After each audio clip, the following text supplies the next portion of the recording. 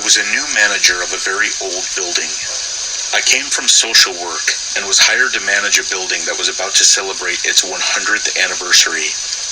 My office was in the basement, along with several below-ground apartments. Of these apartments was an elderly fellow.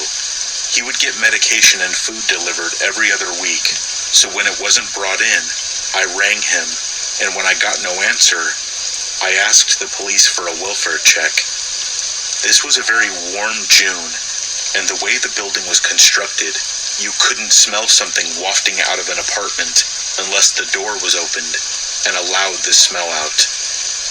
Once the police opened the door, everyone knew that he had been dead for a while.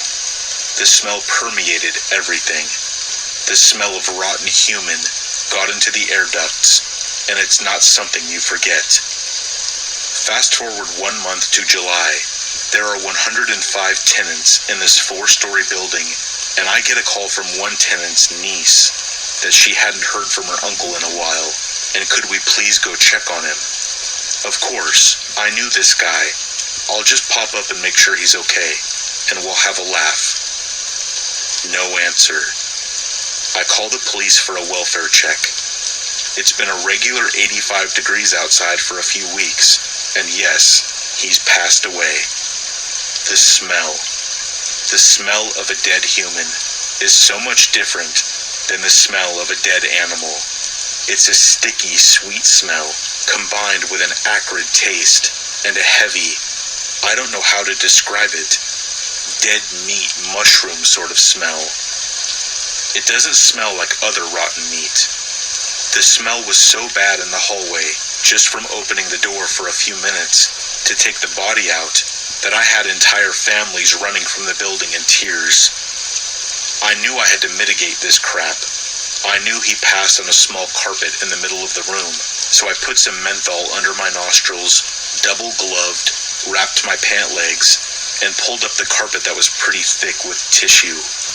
I had told the coroner what I was going to do before I did it. I double-bagged his carpet and opened the windows. It's still rough to think about.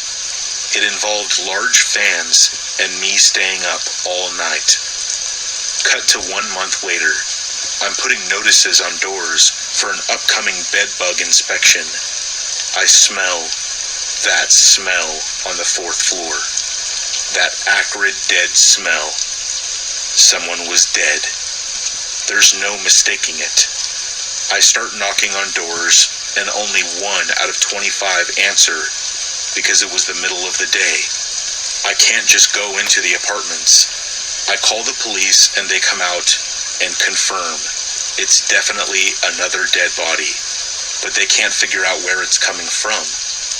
I literally stood there trying to figure out if a dead body constituted an emergency so I could circumvent the 48-hour rule of entering an apartment.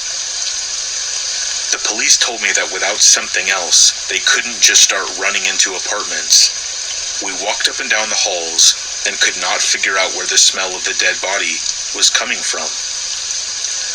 I went to my office to print up 48-hour notices of intent to enter.